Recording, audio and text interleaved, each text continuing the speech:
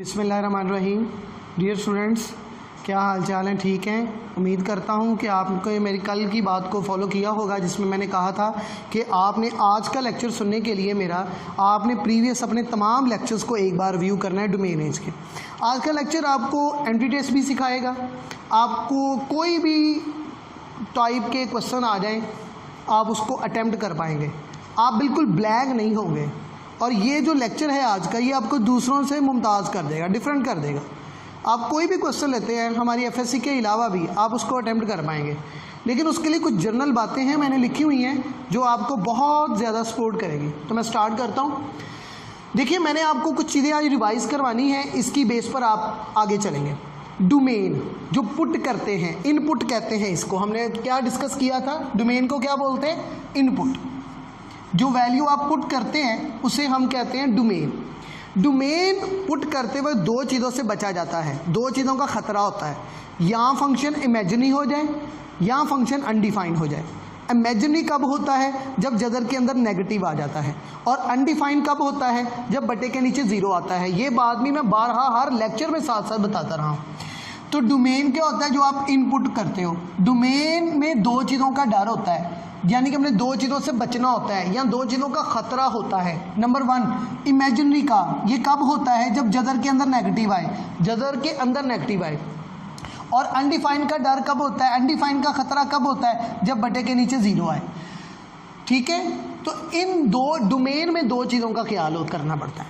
और रेंज का जो जवाब आता है, जो रेंज आती है, जो आउटपुट आती है, वो डिपेंड करती है नेचर ऑफ द फंक्शन पे। जो आउटपुट आती है, जो फंक्शन का जवाब आता है, ये डिपेंड करता है nature of the function, function की नेचर के ऊपर। अब हमने अपनी इन बातों को आज रिव्यू करना है। डोमेन को भी रिव्यू करेंगे, रेंज को भी रिव्यू करेंगे। अगर सवाल में, अब बातें आपने ध्यान से और कैलकुलेटेड होकर सुननी है, अगर सवाल में जज़र ना हो तो इमेजिनरी का डर नहीं होगा, इमेजिनरी नहीं हो सकता वो। और अगर बटा ना हो तो वो अनडिफाइंड नहीं हो सकता। अगर किसी सवाल में जज़र ना हो या बटा ना हो तो उसकी डोमेन हमेशा सेट ऑफ रियल नंबर होगी। ये मैंने लिखा है। इसको लिखने के तीन तरीके हैं, एक मैं और लिख के देता हूँ, क्योंकि आपने अगर कहीं भी पढ़ा तो आपको हर मेथड आना चाहिए। ये आपको मैंने कहा ना डिफरेंट करेगा। सेट ऑफ रियल नंबर को ऐसे भी लिखते हैं, ऐसे भी लिखते हैं, माइनस इन्फिनिटी टू इन्फिनिटी, और ऐसे भी लिखते हैं। इक्वालिटी नहीं लगाते, उसका मतलब ये होता है कि ये शामिल हो जाएगा। अगर इक्वालिटी नहीं लगाई, इसका मतलब ये इन्फिनिटी किसी भी सेट में शामिल नहीं है। तो डोमेन, अगर सवाल में रेडिकल नहीं है, सवाल में फ्रैक्शन नहीं है, तो डोमेन हमेशा सेट ऑफ रियल नंबर होगी। उसकी बहुत सारी एग्जाम्पल्स जैसे ली जा सकती हैं, जैसे आपकी बुक में है 2x + 5, जैसे आपकी बुक में है x - 3 अंडर रूट, जैसे आपकी बुक में है x - 5 का स्क्वायर। अब इसमें कहीं भी जज़र नहीं है और कहीं भी बटा नहीं है, तो ना इसने इमेजिनरी होना है ना इसने अनडिफाइंड होना है। इमेजिनरी कब होता है? जब स्क्वायर रूट के अंदर नेगेटिव आए। अनडिफाइंड कब होता है? जब बटे के नीचे ज़ीरो आए। क्या आपको जज़र नज़र आ रहा है यहाँ पे कहीं? तो इसने इमेजिनरी नहीं होना। क्या आपको यहाँ बटा कहीं नज़र आ रहा है? नहीं, तो इसने अनडिफाइंड भी नहीं होना। इसका मतलब आपको कोई खतरा नहीं है। इसका मतलब आप डोमेन जो मर्जी पुट करें, set of real number. Clear? ये आपको एक बात, आप कोई भी पॉलिनोमियल इक्वेशन ले लें, उसकी डोमेन और रेंज हमेशा सेट ऑफ रियल नंबर होगी। ये भी मैं आपको बता देता हूँ। एवरी पॉलिनोमियल, कोई भी दुनिया की इक्वेशन ले लो, लेकिन वो पॉलिनोमियल होनी चाहिए। ठीक है, आप उसमें उसकी डोमेन रेंज हमेशा सेट ऑफ रियल नंबर पाएंगे। ये बहुत बड़ी बात है जो आपको याद होनी चाहिए। मॉड्यूलस फंक्शन की डोमेन हमेशा रियल होती है, ये भी बात आपको बताया। अगर जज़र और बटा नहीं है तो domain set of real number होगी। और मैंने आपको एक बता दिया कि एवरी पॉलिनोमियल की, जो कोई भी दुनिया का पॉलिनोमियल होता है, जैसे लीनियर है, क्वाड्रेटिक है, ये हम आगे इंशाल्लाह नेक्स्ट वीक में डिस्कस करेंगे, तो उसकी डोमेन हमेशा सेट ऑफ रियल नंबर होती है। रेंज फंक्शन की नेचर पर डिपेंड करती है। अगर सवाल रेडिकल फॉर्म में आ जाए, अगर सवाल इस फॉर्म में आ जाए, जैसे ये लिखा हो, अगर सवाल रेडिकल फॉर्म में आ जाए तो उसको हल करने का तरीका क्या है? आपको जैसे क्वेश्चन आया x + 1 और एक सवाल आया x² - 9, आपने सिंपल सी बात वाइंड अप करनी है। डोमेन पे अभी हम बात कर रहे हैं। अगर सवाल जज़र में आ जाए, आपने सबसे पहले वो नंबर ढूंढना है जिसको लगाने से जवाब ज़ीरो आ रहा है। जैसे यहाँ पे -1 लगाने से क्या जवाब आ रहा है? x = -1 लगाते हैं तो क्या आंसर आता है? ज़ीरो आता है। अब एक -1, अब देखें, सबसे पहले वो नंबर बताएं जिसे लगाने से जवाब ज़ीरो आ रहा है। बताएं नंबर जिसको लगाने से जवाब 0 आ रहा है। -1 वो नंबर आपने बना लेना है। -1 लगाने से जवाब क्या आ रहा है? 0। वो नंबर आपने रियल लाइन पे ड्रॉ कर लेना है। सबसे पहले वो नंबर ढूंढना है जिसे लगाने से जवाब 0 आ रहा है। लगाया -1 0 आ गया, वो नंबर आपने रियल लाइन में ड्रॉ कर लेना है। इधर -∞ होता है हमेशा, इधर +∞। अब एक इससे बड़ा नंबर और एक उससे छोटा, एक यानी कि एक इधर से और एक इधर से नंबर ले। चलें इधर से नंबर बताएं कोई, -1 से छोटा नंबर कोई बताएं। -3 -4 -5 उसे पुट करें, -5 पुट करें तो -4 आ गया, इमेजिनरी हो गया। जिस पे इमेजिनरी हो जाए वो डोमेन नहीं होता, तो ये नॉट डोमेन। अब -1 से बड़ा नंबर लें, 3 ले लें, पुट करें, क्या जवाब आया? 2। इमेजिनरी नहीं हो रहा, ये रियल है, तो ये हमारी डोमेन है। सादा सी बात है। तो डोमेन इस तरह ढूंढी जाती है। सबसे पहले वो नंबर ढूंढा जाता है जिसे लगाने से जवाब 0 आता है। जैसे इधर देखें कौन कौन सा नंबर है जिसे लगाने से जवाब 0 आ रहा है। 3 लगाने से 0 आ रहा है, गुड हो गया। और -3 लगाने से भी जवाब क्या आ रहा है? 0।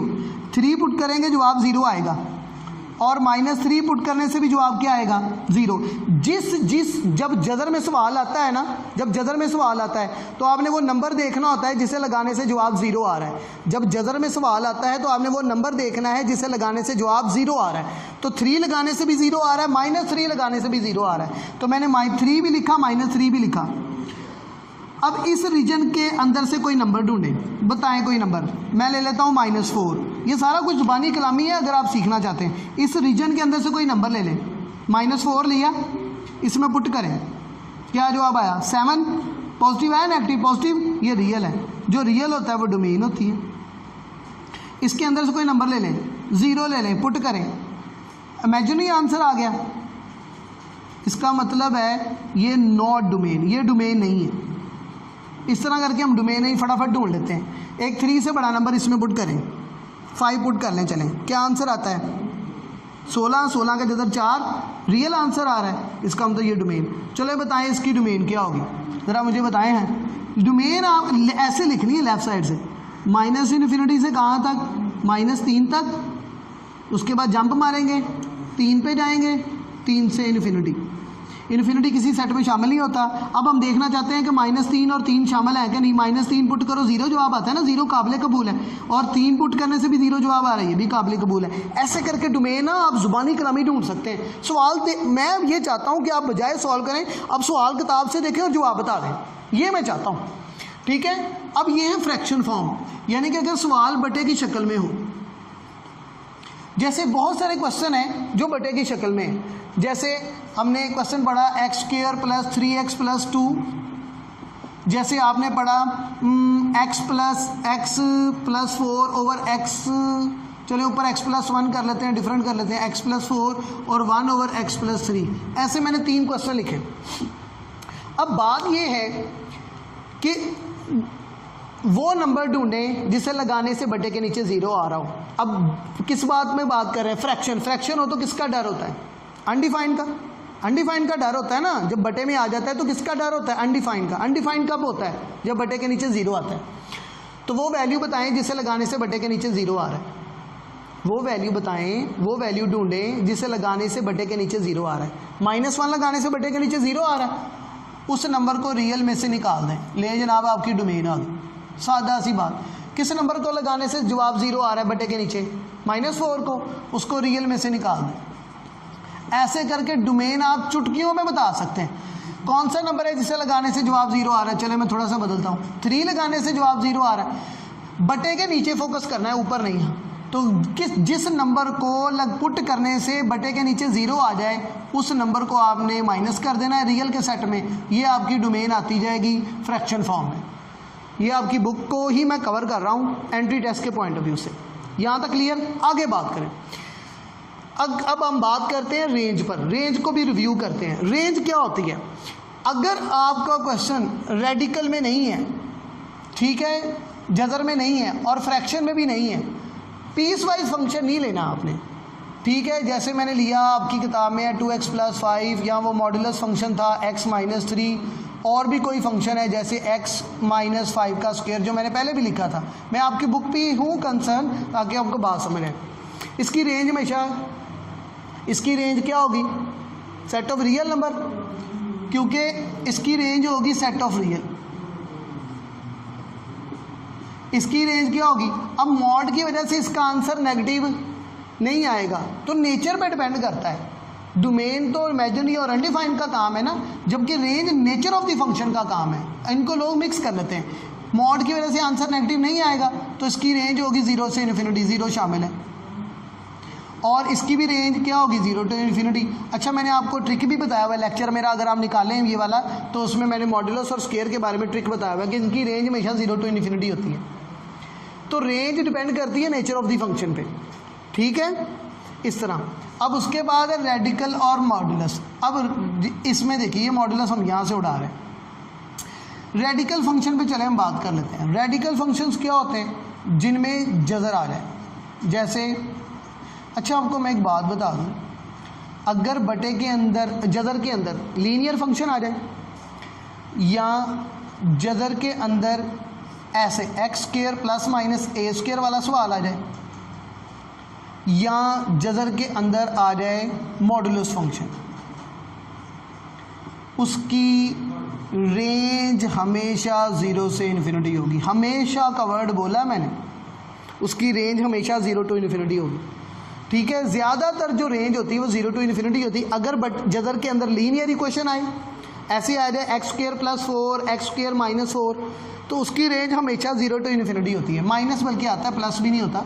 एक्स स्क्वायर माइनस ए स्क्वायर, तो उसकी रेंज हमेशा 0 टू इन्फिनिटी। और अगर मॉडुलस आ जाए, उसकी भी रेंज हमेशा 0 टू इन्फिनिटी। ये बात आपने याद रखनी। इसका मैंने आपको क्राइटेरिया बताया हुआ है कि बटे के नीचे वाले नंबर को 0 के बराबर पुट करो, एक्स की वैल्यू आएगी, उसे ऊपर वाले की सिंपलेस्ट फॉर्म हमने क्या निकाली थी? किसी को याद है इसकी सिंपलेस्ट फॉर्म? X plus 2। बटे के नीचे वाले नंबर को 0 के इक्वल पुट करो, एक्स की वैल्यू आएगी, और उसे इस पूरे की सिंपलेस्ट फॉर्म में क्या कर दो?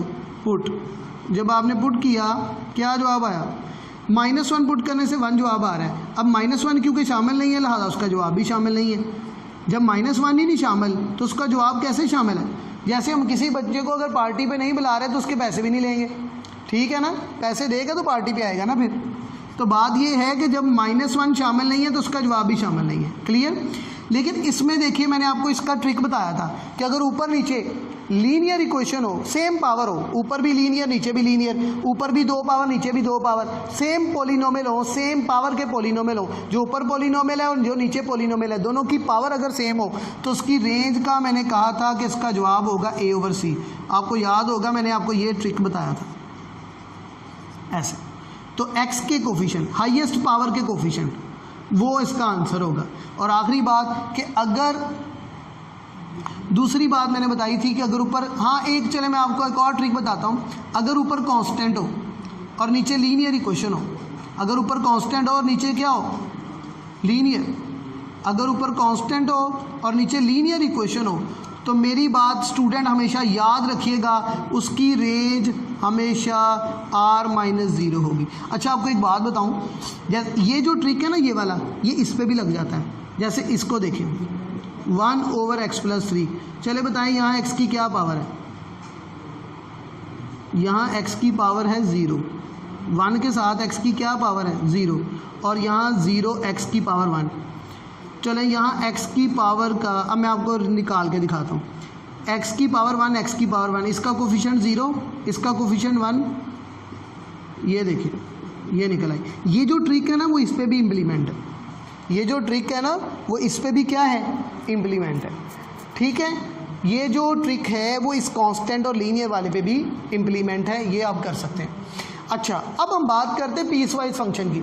ये लेक्चर मैंने आपको लास्ट टाइम दिया था, मैंने उसी को दोबारा लिखा है ताकि आपको बात समझ आए।